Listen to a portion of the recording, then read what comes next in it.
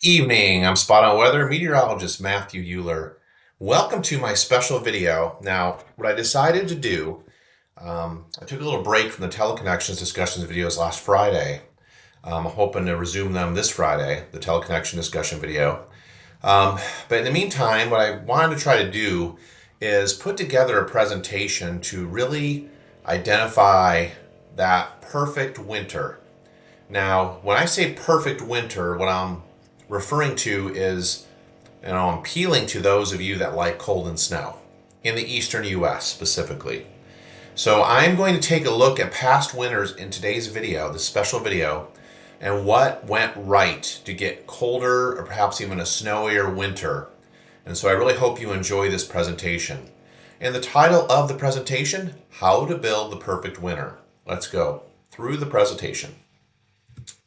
So for the overview of today's video, in order to build a perfect winter, that would be colder and snowier than usual across the Eastern U.S., we need a variety of factors that come together, all at the same time. And just like they say in life, timing is everything, and it applies equally to the atmosphere. Whether we're talking a positive PNA, a negative AO or Arctic oscillation, a negative NAO, North Atlantic oscillation, above normal October Siberian snow cover, a weaker stratospheric polar vortex during the winter season, a negative quasi-biennial oscillation, negative QBO, a positive Pacific decadal oscillation, a PDO, and then the MJL in the colder phases, 8 through 2 during the months of December to February. Those are all the variables I really wanted to delve into in tonight's video. So we're really going to focus in tonight on these teleconnections or climate drivers specifically. Now, I decided to go back to past cold eastern winters and identify the factors that produce such perfect winter conditions. Now, we do need to be realistic, though, in what we'd expect for winters from this point on. We do live in a world of global warming, and it's quite rare to see a completely perfect winter from start to finish. The atmosphere has drastically changed. We've had more in the way of atmospheric warming occurring each and every passing year. We've had sea surface temperatures around the globe reach record temperature levels as far as those water temperatures go.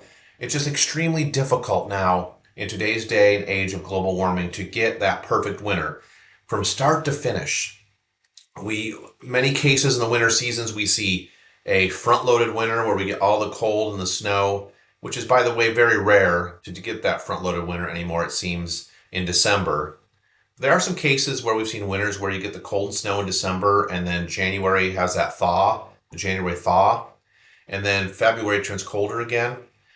We've seen winters where it's a backloaded winter, where it starts off relatively mild in December, even into early January, before something such as the polar vortex becomes weakened or splits, and you get much colder conditions in late February or late January into February.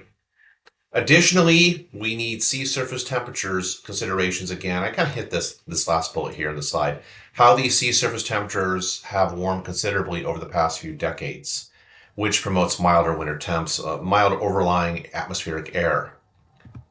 So let's start things off by taking a look at some of the great winters of the past and the positive PNA they presented. All right, so this box represents an area of, in this case, where we have above normal heights. So you see these orangish colors here, these bright orangish colors or dark orangish colors, that represents above normal heights associated with upper level ridge placement. Whenever we get these anomalously higher than normal heights extending from the Gulf of Alaska off the western coast of Canada up over Alaska, that is associated with a positive PNA pattern, a positive Pacific North American pattern. So we saw this from October 2013 to May 2014, and we also saw it from October 2014 to October 2015, very similar positioning. If anything, the higher than normal heights in that ridge slid a little bit further toward the east, toward western Canada. But regardless of how we look at things, this is an ideal situation for colder and snowier conditions across the eastern United States. Look at the blue coloring on these two graphics here on the left. That represents below normal atmospheric heights.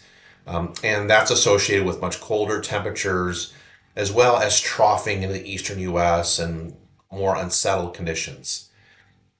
So we can get those really good winter months when we have what's known as this ridiculously resilient ridge to occur in this particular placement or location along the Gulf of Alaska up into the Northwest Territories and Alaska itself, as well as into Western Canada up to Alaska. Downstream of these anomalously higher heights and upper level ridges, we're going to have troughing across the Eastern U.S., and that's what we want. If we look at the graphic here on the right, I'm showing you an example from the PRISM database of what January of 2014 is this temperature anomaly depiction here on the right. So January 2014 was associated when we had the ridge basically like this upper left graphic, where those higher than normal heights were located, and the purples are anywhere from 8 to 12 degrees Fahrenheit below normal for a large swath of the Eastern U.S. right up to the upper Midwest. Green coloring indicating temperature anomalies, mean or average temperature anomalies for January 2014 on the order of 5 to 8 degrees Fahrenheit below normal. And then look what happened out west in January of 2014. With this type of atmospheric setup in the upper levels of the atmosphere, you get California running 5 to 10 degrees Fahrenheit above normal, as well as Nevada, and all the warmth was out west in association beneath this ridge, in association with the ridge itself. So let's take a look at the graphical history here, the depiction of a positive PNA. Now, my main focus on this graphic was February 2015, and that was again associated with this particular placement of the ridge. For February 2015, let's go look at that one first. So we'll go over here to 2015. You see this red peak, this almost looks like a mountain, right? A peak of a mountain showing anomalously higher than normal heights across Western Canada associated with that positive PNA. And there's been other cases, not just during that particular winter, 2014-15, which I have to note here in the bottom, with that ridiculously resilient upper ridge over the West Coast. You see other key areas where we saw very strongly positive PNA situations, specifically in late, there in December 2007, we saw that.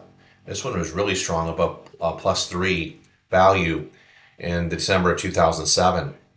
We've seen one as recent as, let's see, this was January 2016. We saw a strongly positive PNA. We saw another strongly positive PNA towards late fall of 2019.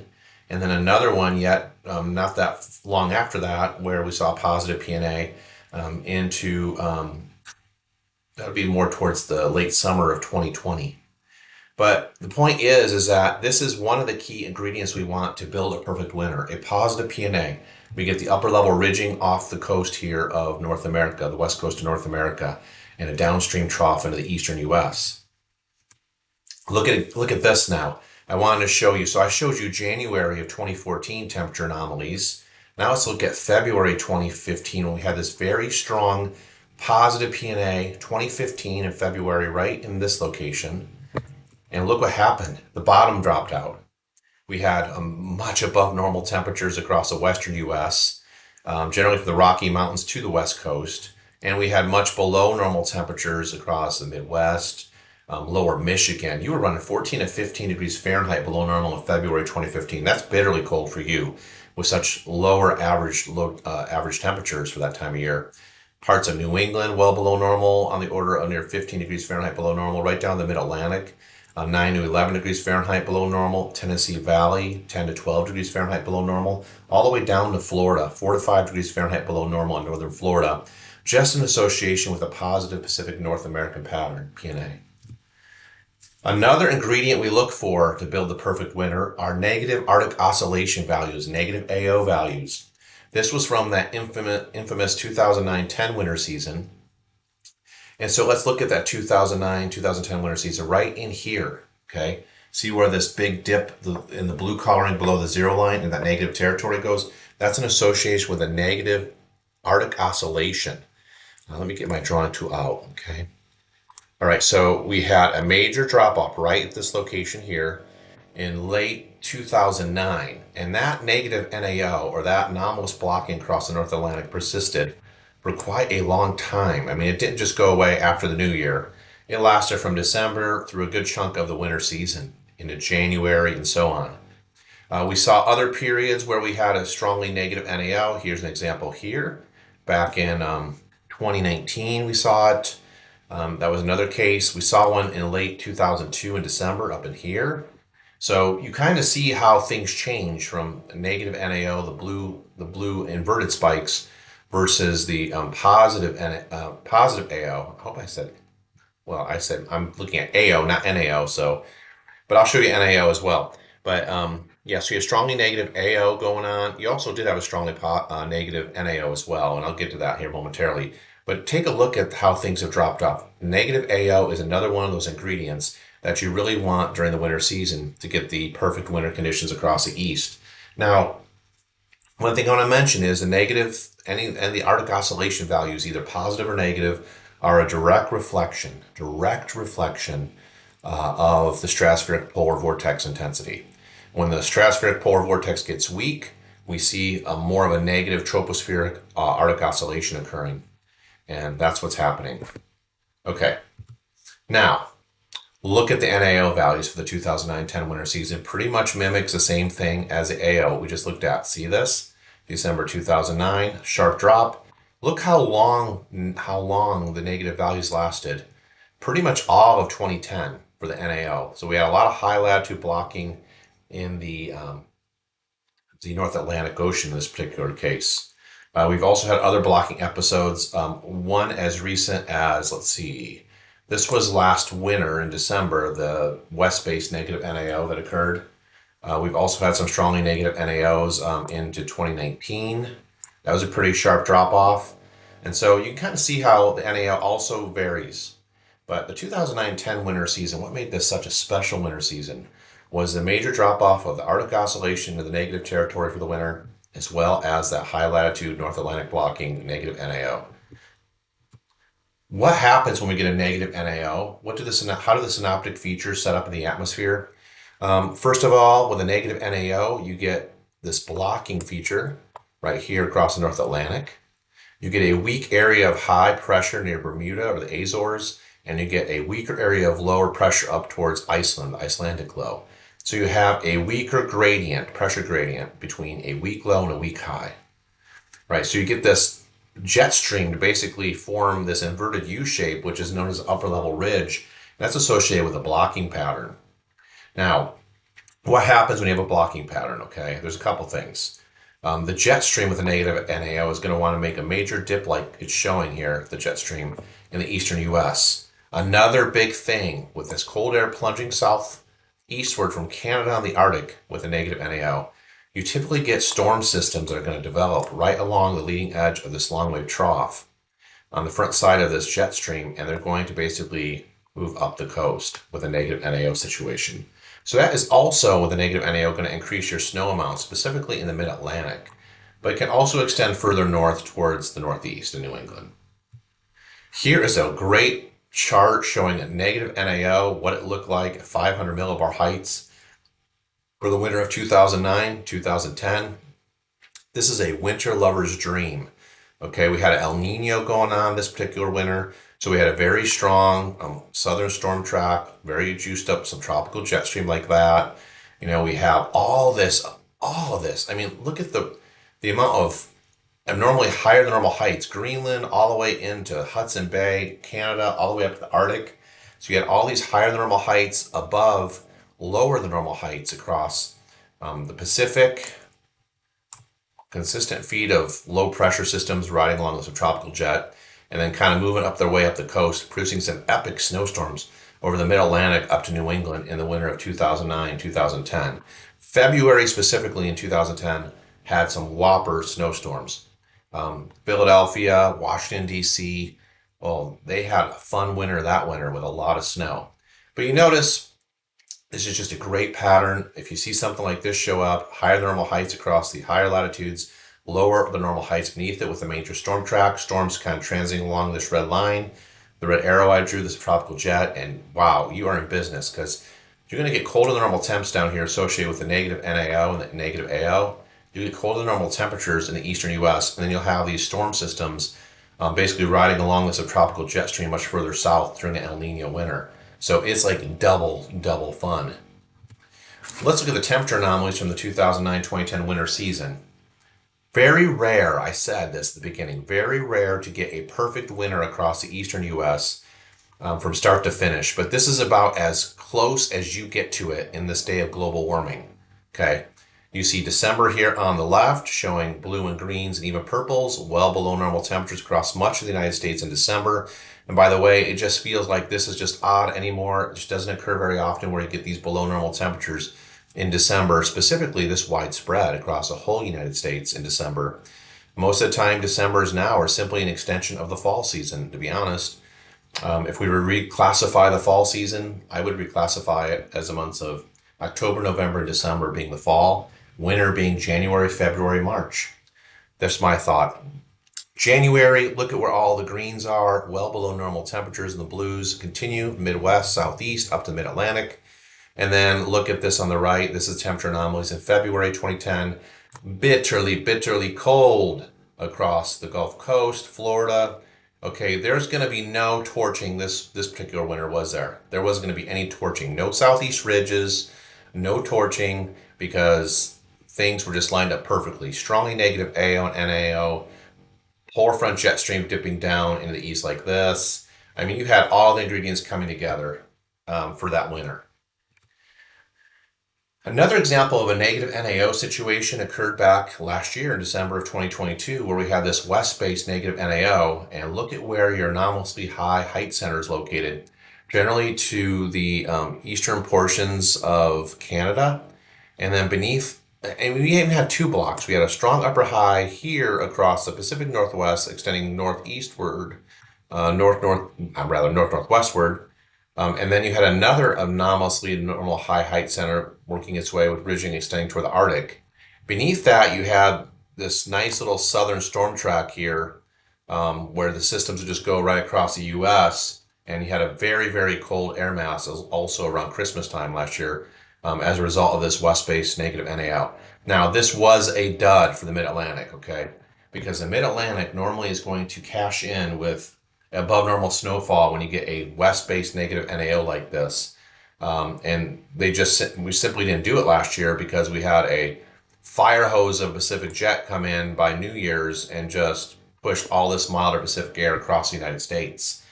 So this is a nice feature, though. You like to see this high latitude blocking, these upper level ridges in these locations, specifically on the Canada side with a west-based negative NAO.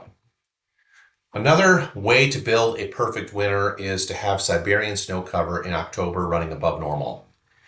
So we're looking at the graphic here. Let me go back to my laser here.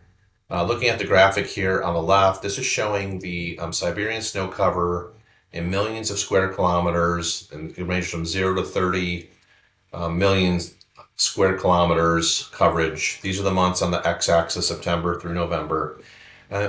Research conducted by Dr. Judah Cohen of Atmospheric Environmental Research, AER. Basically, his research indicates that if you have above normal Eurasian or Siberian snow cover in October, you generally tend to have a weaker stratospheric polar vortex the following winter and much colder temperatures in the eastern U.S. for the winter season. Okay. Well, a lot of how do you build up really cold air over the Siberian area? You got to get the snowpack in place. And recently we've seen a lot of high latitude blocking occurring, which has produced milder than normal temperatures in the month of October in the Siberia area. So you're not getting cold enough air to really sustain the snowpack necessarily, or even produce a snowpack. These are different years and where the Siberian snow cover in October, where it was situated, okay? So we can look back at 2014-15, for example. That's this red line here. You notice how high. Now, by the way, the black line is the average of what it was between 1966 and 2014. So we look at the 2014-15 October time period. Look how high or above normal the snow coverage area was for Siberia in October in 2014 and 15. Okay. 1976-77, that one takes the cake. 76-77 is way up here for Siberian snow cover in October. As well as 2002-2003, which I have on here as well, was above normal. Kind of noted that over here in the far upper right. Now, I did reach out to Dr. Judah Cohen. I happened to ask him, hey, In your research, have you ever noticed any winters turning out unusually cold in the east when the Siberian snow cover was below normal? And he came back and said not to his knowledge. So um, he said his sample size goes back to 1972. And I just really appreciate the fact that he responded and gave me that answer. He's an amazing expert at this stuff. If you look at the winter severity index here in the bottom right, I hope you can see it okay. But anyway, it's showing the blue line represents the various years going back to the late 90s to the 2010-11 winter season. Okay. The blue line is your October snow advance index in Siberia in October. And then the yellow line is a winter severity index, the Arctic oscillation index, in other words. Look how the blue and the yellow lines, they pretty much go in unison. They work in unison. So for example, when we see this back around 2000, 2001, we saw a below normal October snow advance in Siberia in October. Notice how this line, the winter severity index, decreases. So the winter severity index will decrease. The winter severity index increases much more drastically, for example, when we look at the year 2006-07 in October, where we had above normal Siberian snow cover, and look at your winter severity index, how it increased that particular winter. So there's a lot of great comparisons here, direct parallels between the October snow advance index in Siberia and the winter severity index. Bottom line is, if you want to build a perfect winter, you want the Siberian snow cover in October to be above normal. Here are some examples of a couple storms. I might have, okay, cool. So I'm kind of bringing this in locally for the Hampton Roads, Virginia cities. These are some pictures from a major snowstorm that occurred back in December 2010. The snow actually started falling on December 25th, Christmas itself, that night. And it lasted well into the 26th the following day.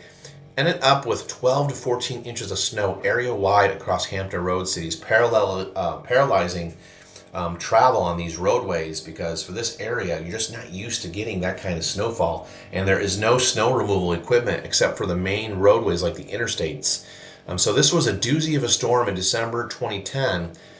These were the temperature anomalies in December 2010 because, remember, let's go back here. Remember what we were looking at with the NAO, okay? Let's look at the AO first. Late 2010, we still had a sharply negative AO, which indicates colder air in the east. We had a strongly negative NAO as well. So the back-to-back winters 2009, 2010, and 2010-11 feature some pretty significantly low negative AO and NAO values. Okay, and remember, this is the pattern you get with a negative NAO setup. So it was an ideal situation in December 2010 where we have that going for us. And look at the temperature anomalies across the mid-Atlantic down to the southeast in purple here, 10 to 12 degrees Fahrenheit below normal for the mean temperatures in December 2010. Impressive. Now, I got asked this question on social media the other day from a local person here. They asked me what the sea surface temperature anomalies were back in December 2010. They said, hey, I remember that big snowstorm. And I went back and looked at the data. This particular snowstorm this winter season featured a La Nina. And we were actually minus 1.6 degrees Celsius below minus 1.6 C SST anomalies in Nino 3.4 region when this snowstorm occurred. One other big storm I wanted to highlight, I remember this one well. We had blizzard warnings in the Virginia Beach and Norfolk area. This was January 2018, early in that new year, where we saw a mammoth snowstorm. We got up to 10 inches of snow that particular snowstorm. You can see the girl here shoveling the snow. I don't know where she specifically is at here, but you see her with boots on and she's just shoveling the snow out of there. These were the temperature anomalies in January 2018. One of the cool things I really remember about this particular storm is, the temperatures remained well below normal even days after the snow fell. So this snow went nowhere quick. Like a lot of times in Hampton Road cities, you have a major snowstorm and then you'll have a warm up after it. Specifically during the day, the sun starts melting the snow rather quickly. In this particular snowstorm case, we didn't see that. The roads stay snow covered for days. And actually, there was another system that produced another 3-inch, I think it was 3 to 4 inches of snow within a week after this massive snowstorm. But this was a doozy of a storm, January 2018. All right, another thing that we like to look at when we want how to build the perfect winter in the Eastern U.S., we want to look at the quasi-biennial oscillation, the QBO. We want that quasi-biennial oscillation to be negative, or the winds blowing easterly over the stratosphere in the equatorial area. Now, there's a unique relationship between getting a negative QBO and the stratospheric polar vortex. When the QBO is negative, and how does that impact the stratosphere polar vortex? Look at the yellow and orange coloring here on this chart. This is indicative of above normal temperatures across the stratosphere or the polar areas. And then we have lower than normal temperatures generally across the deep south. And these are heights actually. So we have above normal heights over the Arctic area with a negative QBO. This is your stratospheric polar vortex is very weak. We have sudden stratospheric warming occurring, which is increasing the heights. And we have lower than normal heights and colder temperatures across the whole U.S. and into Europe. If we look at the overall QBO index values, November, December, and January now, you'll notice that when the values range from negative 10 to negative 15, that tends to be the sweet numbers or the sweet values that give us the colder than normal temperatures in the Eastern U.S. during November, December, and January. Okay, if the QBO index is too negative, the magnitude is too great on the negative side, it generally tends to produce mixed results. So again, it's kind of like a balancing act with the atmosphere. You want just the right amount of something. Now, let's take a look at some other previous weaker stratospheric polar vortex situations. And that's what we want to build the perfect winter. We want a weaker stratospheric polar vortex. This is an example of zonal mean zonal winds in January 2010. Notice this dark line. This dark line represents what happened during the 2009-2010 winter season.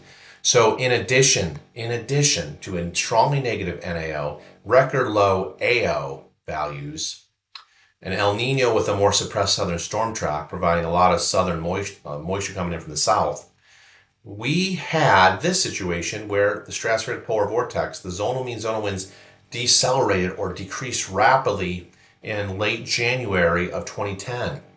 Look how this line drops off, this black line. So a significant weakening right on in from late January and early February. And this resulted in some mammoth snowstorms because we had a lot of cold air after this weakening of the stratospheric polar vortex. We had a lot of cold air in place. We had a lot of active storms coming in from the Gulf of Mexico, from the southern branch of the jet stream, riding up the East Coast. Another example of a weak stratospheric polar vortex time was December of 2012. Again, look at December here. We're kind of going into late December in 2012. We see this black solid line here represents what the zonal mean zonal winds, what speed they were for that particular time period. Whenever you have this sudden drop off in the wind speeds, specifically when it converts over to the negative value side of things, that means the winds have reverse direction in the stratosphere, and that is indicative of a very weak stratospheric polar vortex. And what that does is it allows much colder Arctic air to come south from the North Pole area. And so we saw that in December 2012. And then we had a situation in January 2021 where we saw a split stratospheric polar vortex. This was the sequence of events in the upper left, the maroon coloring indicating the shape of the polar vortex. So we had the initial disruption on December 26, 2020. And then what happened January 5th was the first day of a sudden stratospheric warming event. And you can see this orange line here represents the overall stratospheric temperatures. These numbers here on the far right of the graphic here on the bottom left show the temperature in Kelvin. So you see like this major increase in the temperatures in the stratosphere by early January associated with a sudden stratospheric warming event. All right, and you also saw a major drop off in those zonal mean zonal winds, the blue line in this graphic on the bottom. And so the combination of warming temperatures in the stratosphere, significant weakening, or potentially reversal of winds in the stratosphere with the warming temperatures is indicative of a weakening stratospheric polar vortex. Now look what happens by mid-January 2021 here on the right here, showing you the vortex is split into two distinct lobes or vortices. And so this is a case where you have a split polar vortex. This is going to result typically, there's a lag time of 2 to 4 weeks of much colder temperatures occurring across eastern North America and even into parts of Europe. Here was the AO. Now I told you earlier that the Arctic Oscillation, this is the AO from 27 October 2020 through the 23rd of February 2021. So this covers the period of this stratospheric polar vortex split the sudden stratospheric warming.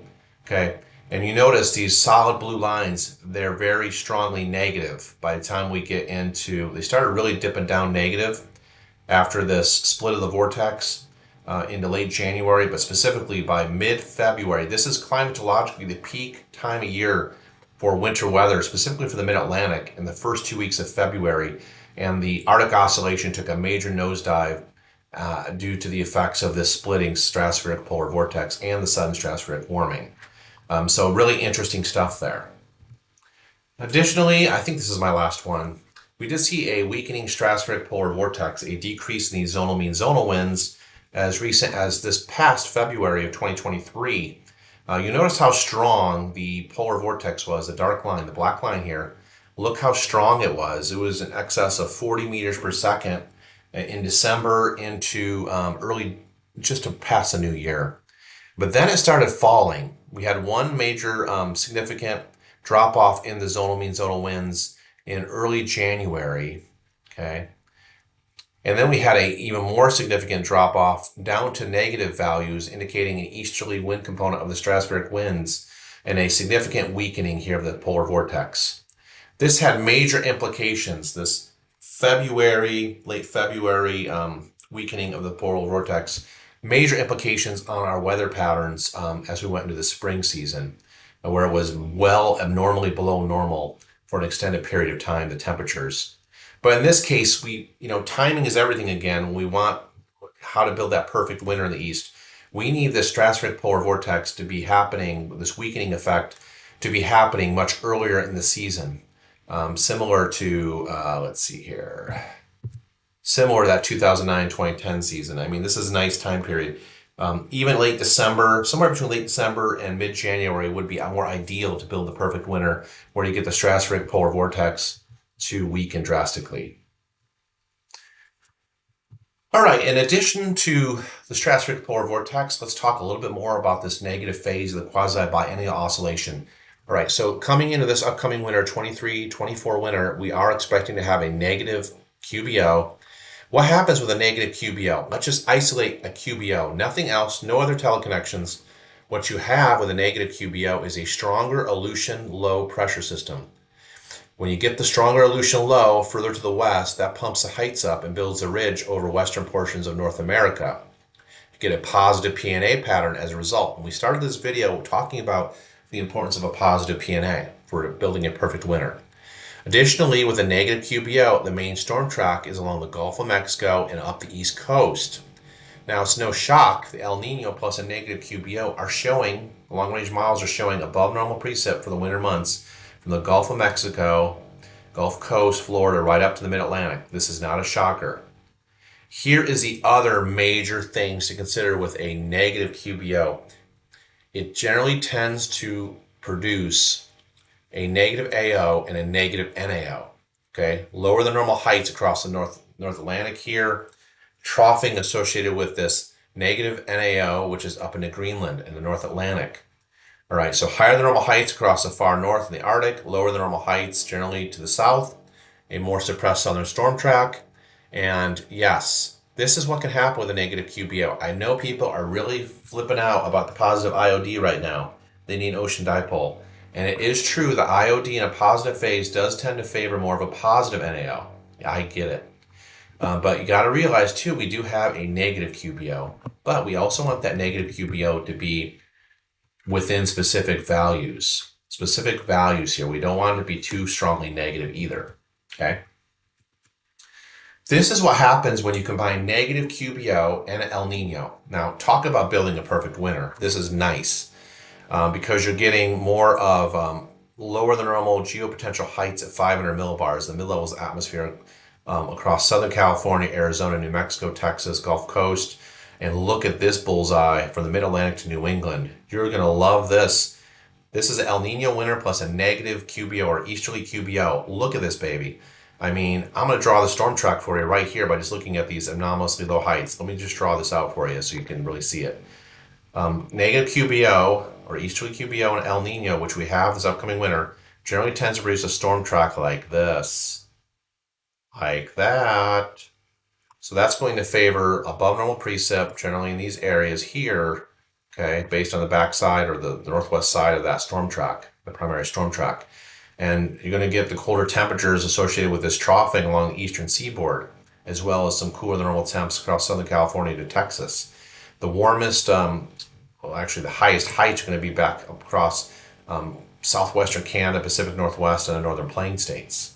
Okay, so keep an eye on this, and one other thing you'll notice is look at the higher than normal heights up here across the North Atlantic associated with that negative NAO. Okay, that's why we talked about this, the importance of a negative or easterly QPO, and you know this is favoring the negative NAO and AO. Positive IOD favoring a positive NAO. Who's going to win out? It's like an arm wrestling match, right? Best 2 of 3 wins. But anyway, what happens when we take a negative NAO now? You want to really build a perfect winter across the Eastern U.S. Take a negative NAO, combine it with El Nino.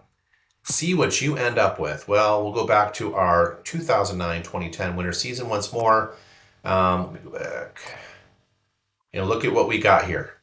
This is a synoptic pressure patterns at 500 millibars. Okay. The blue shading indicating surface temperatures below normal. Okay, that's the scale here on the bottom in degrees Fahrenheit. So in general, when we get a negative NAO and El Nino, we see well below normal temperatures across a large portion of the southeast, up to the mid-Atlantic, even up into some of the central and northern plains areas sometimes. We'll get that during the months of December, January, and February. Now, this is 2009-2010 winter season overview. Look at where your, oh boy, yeah, let me draw this. Okay, let me circle this and make these major points. First of all, we have a very strong Aleutian low pressure system out in the Northeast Pacific. That's what we'd expect with a strong El Nino, okay, El Nino winter. And we saw that in 2009-2010. But look at this beauty right here. Look at that. Nothing but upper level high heights, an upper level high height center well to the north in association with a negative NAO here, okay? So you get warmer and drier than normal conditions up the high north. You get colder and more stormy conditions across the southeast and the east coast with a negative NAO and El Nino. And you see, like, here's another area of upper level low pressure, and you see the troughing coming down, extending towards the east coast, towards the mid-Atlantic. This is ideal right here. Okay, you want to build a perfect winter. And let me show you some examples here. Let me show you some examples of what that did that particular winter. When you had this combination, Philadelphia, Pennsylvania, top 10 snowstorms on record. This was as of 11 February 2010, so it didn't include the entire season. But now I want you to notice the letter B and the letter E. B means block, a blocked pattern, negative NAO, where we're getting this upper level high situated over the North Atlantic near Greenland. And then E is referencing to El Nino. So February 5th and 6th, 2010, guess what we had? In Philadelphia, you had 28.5 inches of snow. That was a snowstorm. And you had a blocking negative NAO plus El Nino.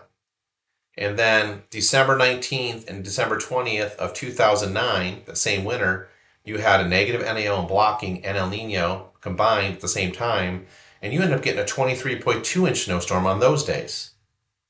These are top 10 snowstorms on record for Philadelphia, Pennsylvania. Okay.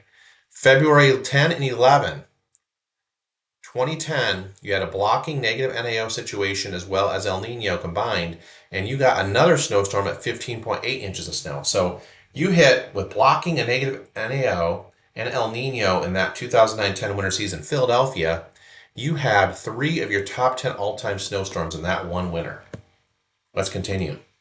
Baltimore, Maryland, top 10 snowstorms on record. Let's look at that 2010 February 5th, 6th time period where you had blocking a negative NAO and El Nino. That February 5th, 6th snowstorm, you got 24.8 inches of snow in Baltimore. That's the third most, or the third highest total of the top 10 snowstorms. And then February 10th and 11th, 2010, with blocking the negative NAO and El Nino, Baltimore received 19.5 inches of snow in one snowstorm. 2 of your top 10 all-time snowstorms on record occurred when you had a negative NAO or blocking in El Nino, Baltimore. And then Washington, D.C., top 10 snowstorms on record. Let's go to February 5th and 6th, 2010. Blocking in El Nino, okay? Negative NAO and El Nino in place. Washington, D.C., you got 17.8 inches of snow. 4th highest, greatest snowfall total of the top 10. And then we move down the list, December 19th and 20th of 2009. Washington, D.C. had a blocking pattern, There's a block net negative NAO as well as El Nino. And that particular storm, you received 16.4 inches of snow in DC. So 2 of the top 10 in DC occurred when you had blocking pattern, negative NAO and El Nino combined. 2 of the top 10 snowstorms for Baltimore, the same situation. And then 3 of the top 10 all-time greatest snowstorms in Philly occurred with the same setup. Another consideration we want to take a look at how to build a perfect winter is colder Madden-Julian oscillation phases, or MJO phases. Where there's convection in the tropical Pacific really matters to the downstream effects across the mid-latitudes, specifically the U.S. in winter. This is an example. You generally want to have, for colder MJO phases, you want to be in phases 8, 1, and 2 during the heart of winter, December, January, February. This particular case is from January 2010 to March 2010. The February time period, look at this green line here. This is February of 2010. We just talked about big time snowstorms for mid-Atlantic cities up to Philadelphia, down to Baltimore and DC. We had an MJO strongly in phase 8 early February of 2010. All right, so you want something like this. If you look on the right here, this was as recent as this year, January to March 2023. Look at this blue line. That blue line represents the month of March. Look how strong in magnitude this particular blue line got away from the center of this MJO phase diagram. This indicates very strong MJO phase 8 and 1. And let me tell you something. We felt this effect, believe me. We had abnormally colder than normal temperatures into the spring, lasting well into the spring this particular year in 2023. So you want the MJO if you want to build a perfect winter on this side of the MJO phase diagram. We want convection across the Western Hemisphere and Africa. And then this might be my last slide here. Yes, it is. You also want to look at the sea surface temperature anomalies across the Northeast Pacific. In association with that enormously higher than normal heights across the Gulf of Alaska off the coast of the west coast of the U.S. and Canada in 2014, notice these are the sea surface temperature anomalies here.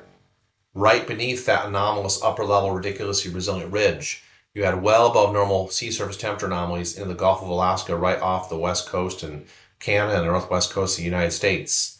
You do see warmer than normal waters across the tropical areas as well in this particular winter, 2014. 2013, you had what was known as the warm blob, a distinct symmetrical shaped area of very anomalously high sea surface temperature anomalies, in which we saw an upper level ridge just kind of position itself up over that area.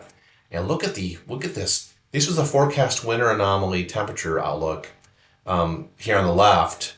It's on the right hand side, but on the left portion of the right hand side graphic, it was predicted to be a very cold winter in 2013-14. And then look what happened over here on the right. It actually added up pretty well, where the conditions set up perfectly with the favorable above normal sea surface temperatures where they were located across the Northeast Pacific in association with that ridiculously resilient ridge. It just kind of stayed in place throughout the whole winter. And it was a frigid winter when we look at 23-14 across the Midwest right to the Mid-Atlantic. All right, that wraps this video up tonight. I hope you enjoyed it.